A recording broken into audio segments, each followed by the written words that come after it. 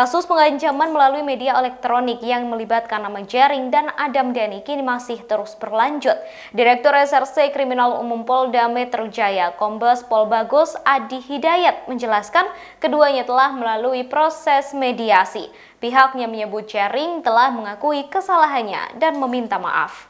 Bagus menjelaskan mediasi dilakukan selama kurang lebih 1 jam dengan harapan semua bisa selesai. Ia menambahkan Jering sudah meminta maaf, sedangkan Adam Dhani juga telah menerima maaf tersebut. Atas dasar tersebutlah pihak kepolisian tidak menahan Jering lantaran kooperatif dan menyadari kesalahannya. Dikutip dari tribunnews.com Minggu 15 Agustus 2021, meski begitu Adam Dhani menyebut proses hukum akan tetap berjalan. Jering juga meminta agar proses hukum berjalan sesuai dengan hukum perundang-undangan yang ada. Bagus menambahkan polisi sebagai mediator tidak bisa mengintervensi proses hukum yang tengah berjalan. Namun polisi tetap membuka ruang mediasi hingga berkas kelengkapan kasus ini dikirimkan ke JPU. Rekan-rekan sekalian, yang kita bahas di sini adalah tentang melibatkan penegakan hukum Undang-Undang ITE. Walaupun ada juga undang-undang, adapun KUHP-nya. Lalu bagaimana penyelesaiannya yang kaitannya dengan Undang-Undang ITE?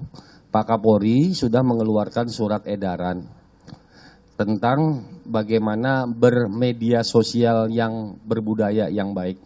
Di situ salah satunya adalah mengedepankan, salah satunya memuat bahwa dalam hal Undang-Undang ITE dikedepankan penegakan hukum merupakan tindakan yang terakhir sehingga diupayakan upaya mediasi.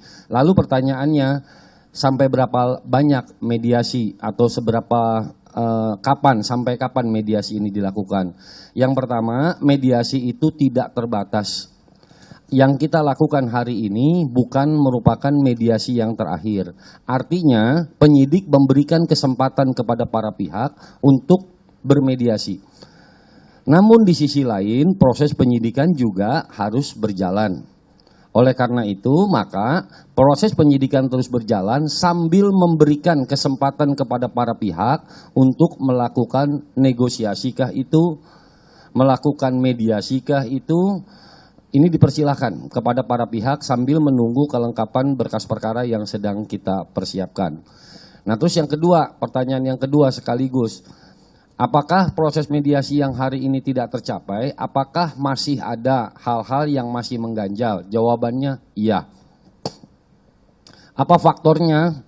Faktornya bisa macam-macam, karena upaya penegakan hukum yang menyentuh rasa keadilan itu menyangkut beberapa aspek. Salah satu aspeknya adalah mungkin masalah perasaan, masalah kekhawatiran, dan lain sebagainya. Sehingga sampai saat ini, walaupun dimaafkan secara pribadi, akan tetapi tetap menuntut atau memohon kepada penyidik untuk menindaklanjuti sesuai dengan hukum yang berlaku. Sehingga kita memainkan dua dasar. Yang pertama adalah dasar undang-undangnya, yang kedua adalah memainkan surat edaran dari Pak Kapolri. Kenapa penyidik melakukan penahanan? Ada dua alasan, pasti rekan-rekan sudah tahu itu.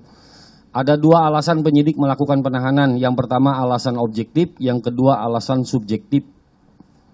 Kalau dalam ITE ada lagi alasan yang ketiga. Itu diakomodir juga di dalam surat edaran.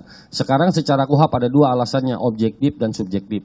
Objektif mah jelas lah bahwa pasal yang disangkanya bisa ditahan dan lain sebagainya. Demikian informasi di Tribunnews Update kali ini. Terus saksikan Tribunnews Update untuk memperbarui informasi Anda. Terima kasih sudah nonton.